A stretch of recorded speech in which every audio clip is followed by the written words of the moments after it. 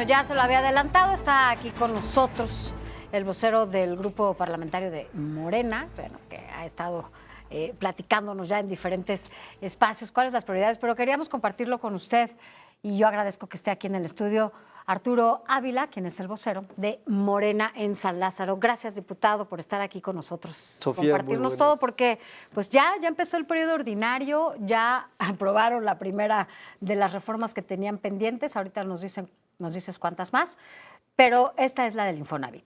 Así sí. Arrancaron, ¿eh? Arrancamos con el Infonavit. A ver, había un reclamo muy importante de las y los mexicanos, porque verdaderamente el Instituto de la Vivienda pudiera cumplir con la misión que tiene, que es vivienda digna, vivienda cercana, una vivienda funcional, ¿no? Durante muchos años lo que habíamos visto es que el Infonavit se había convertido, y hay que decirlo, en un lugar en donde lo que imperaba era la corrupción. Esquemas, por ejemplo, de juicios masivos que dejaron sin vivienda a cerca de 373,000 mexicanas y mexicanos derechohabientes, personas trabajadoras. Pero también vimos, Sofía, fraudes como, por ejemplo, aquella empresa que iba a ser contratada para desarrollar un sistema, una plataforma tecnológica, por 100 millones de pesos, y resulta que no cumple, pero además se van a juicio y se le indemniza con 5,000 millones de pesos. Imagínate tú, Sofía, cuántas viviendas se hubieran logrado construir con esos recursos. Ahora, tiene mucho también que ver por la ubicación, ¿no? En donde se daban estas construcciones. Sí, a ver, tema importantísimo, ¿no? La vivienda asequible, la vivienda digna, tiene que estar relacionada, una, con un precio justo, dos, con la posibilidad de que sea vivienda social, es decir, que esté al alcance de las y los mexicanos. Fíjate qué dato. Hoy hay 7.3 millones de mexicanas y mexicanos, personas trabajadoras, que no tienen acceso a un crédito, a una casa, a una vivienda, porque ganan menos de 2 salarios mínimos. Claro. Y la vivienda social lo que busca es eso. Entonces nosotros estamos proponiendo en la nueva ley esquemas de arrendamiento con opción a compra que solo se lleven el 30% del monto de su sueldo. Aunque sean 2 salarios mínimos. Aunque sean 2 salarios mínimos. Okay. Y 1 millón de viviendas para el año 2025. Es decir, que por lo menos de estas 7,5 millones, una de cada 4 pueda tener una vivienda digna, ¿no? ONU Habitat tiene muy claras cuáles son las características de las viviendas dignas, de las viviendas sociales. Y por lo menos tiene que ver con un tema de metraje, que no sean menor a 120 metros, que estén cerca de los centros de trabajo. Construcciones de 40 metros cuadrados, ¿no? Ahí. 30 metros cuadrados. Hubo construcciones que se vendieron en 30 metros cuadrados y en donde el precio al que lo vendían eran 7 veces, 8 veces, hasta 10 veces mayor, en zonas donde no había ningún servicio y a 2 horas de distancia del centro de trabajo, sin una planificación, ¿no? Es que exactamente, no había una planificación, las hacían lejísimos, ¿no? Mucha gente lejísimos. Tenía que trasladarse a sus lugares de trabajo y hacían por lo menos 2 horas. Bueno, a eso se debía el abandono tan grande que tuvimos de viviendas en el estado de Nayarit, en Ciudad Juárez, en Chihuahua, en Aguascalientes también. Varios estados en donde sí desarrollaban vivienda, pero viviendas que verdaderamente eran espacios de 30 metros cuadrados. ¿Qué va a pasar con esas viviendas abandonadas? Pues mira, yo creo que el Infonavit tendrá que recuperarlas, tendrá que hacer una replaneación de este tipo de viviendas, ver si son funcionales, si no son funcionales, utilizar los activos para poder venderlos quizás, ¿no? Lo importante, y hay que decirlo, porque allá afuera se ha construido una... ¿Qué va a pasar con el ahorro de los trabajadores? Esa es la pregunta. Dime si van a ocuparlo para construirlo y si un trabajador quiere sacar ese dinero, ¿no va a contar con ese dinero? Fíjate, hay 2.4 y 2.5 billones de pesos que forman parte, digamos, de este patrimonio de las y de los trabajadores o de las personas trabajadoras, como ahora la ley los refiere, ¿no?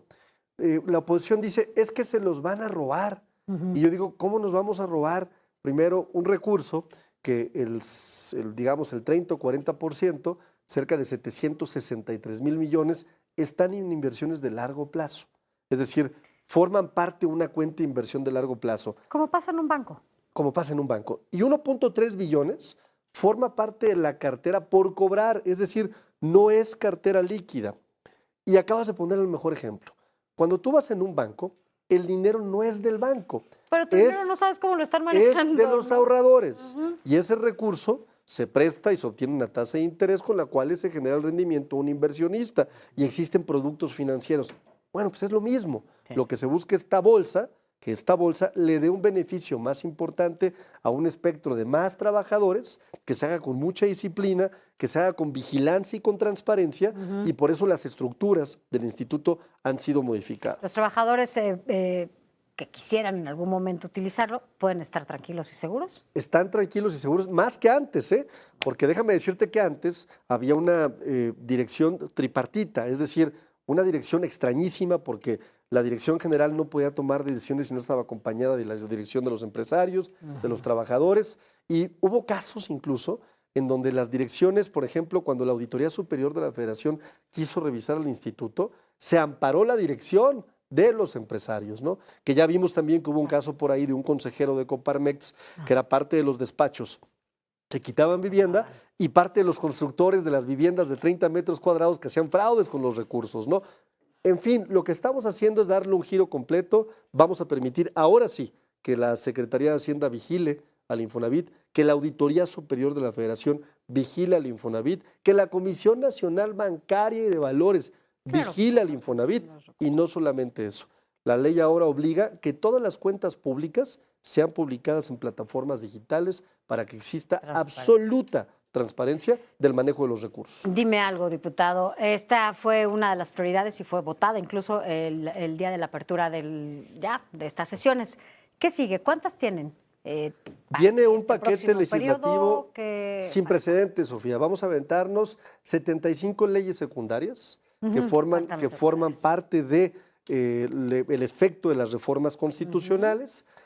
Todas ellas, pues imagínate, estamos hablando que de acuerdo a las sesiones que tendremos en San Lázaro en este segundo periodo ordinario de sesiones, por lo menos entre 3 y 4 por cada una de las sesiones. Además, la presidenta también ha mandado ya un paquete de leyes en materia energética que son fundamentales para proteger la soberanía energética, para que Petróleos Mexicanos tenga una legislación, para que también la parte de Comisión Federal de Electricidad tenga también una legislación muy clara. Maíz transgénico ya está enviada, la vamos a revisar también. Habrá ciertas modificaciones también que haremos seguramente en la Cámara de Diputados, como las hicimos en la Ley de Vivienda. Otro tema que me parece fundamental que la presidenta ha anunciado que va a enviar son reformas electorales. Empezaremos con la de prohibición al nepotismo. Nepotismo, ¿esa ya la va a mandar o ya la mandó? Ya la va a mandar. Te decía que en estos días, ¿no? En estos días creo que decía que mañana. La va a enviar en estos días, y también la prohibición a la reelección, porque... Oye, pues ahí va a estar buena la del nepotismo, porque ¿cómo le van a hacer en Guerrero? ¿Cómo le van a hacer en Zacatecas? ¿No? Yo creo que hay criterios que son importantes. A ver, un primer criterio que podría ser muy interesante es, oye, no puedes heredarle el espacio ni a tu esposa, ni a tu primo, ni a tu hermano, ¿no? Ni a tu papá, ni a quien sea. Guerrero, ¿no? Y cuando digo heredar es porque se presta una suspicacia extraña, ¿no? Que salga un gobernador, por ejemplo, y que el que entre sea un hermano. Sucedió ya en el caso de los Moreira, que un hermano le pasó el poder al otro hermano. Ese es un buen caso, ¿no? No, fíjate, el caso de Zacatecas hubo un periodo de espera. A ver, Ricardo Monreal fue gobernador hace muchísimos años. Pero ahorita y ya David Monreal, antes de ser gobernador, perdió una elección para ser gobernador. Y ese son el tipo de diferencias. Pero Félix Salgado quiere ser gobernador bueno, pues y ahí no aplicaría el caso, por ejemplo, ¿no? Si es familiar en línea directa y es inmediato, pues no puede aplicar. No puede, ¿no? Pero, a ver, veamos dos temas importantes. Uno es si el tiempo de espera, y dos, ¿qué verdaderamente es nepotismo? ¿No? Porque yo de pronto escucho a la oposición decir, oye, es que no puede ser que la hija de Olga Sánchez Cordero ahora forma parte de las listas que se han publicado de los comités de evaluación. Oye, perdón, pero quien no conoce a la hija de Olga Sánchez Cordero no sabe que es una abogada experimentada, que tiene mucha experiencia, que ha formado parte de estructuras del Poder Judicial. Es decir, tampoco podemos condenar a los familiares, sino imagínate, yo tengo un hijo que estudia ciencias políticas en el ITAM, ya no va a poder ser. Se llama igual que yo, Además, y que si yo llego a ser, en el caso hipotético, gobernador de Aguascalientes, fíjate que pues ya acabé con su la carrera. Pregunta, ¿no? Porque eso me quiere decir que ya te nos adelantaste para el 27. Sí tienes ganas, sí quieres, y ya alzaste la mano y te la alzaron también en Aguascalientes. En 2022 gané la encuesta. Gané la encuesta para ser gobernador. En ese momento el tema de paridad de género no me permitió competir.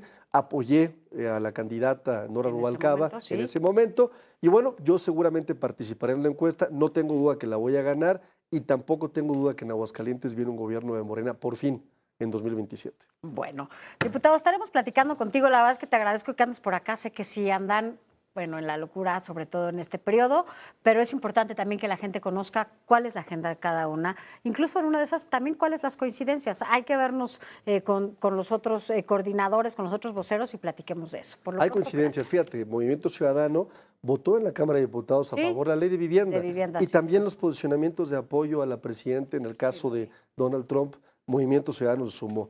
Yo espero que también los otros grupos parlamentarios pues empiecen a sumar en las cosas donde sí hay coincidencias, ¿no? Ya veremos qué sigue en este periodo ordinario. Por lo pronto, gracias. Gracias por Gracias a haber ti, estado Sofía. aquí. Gracias. Vamos a un corte rapidísimo.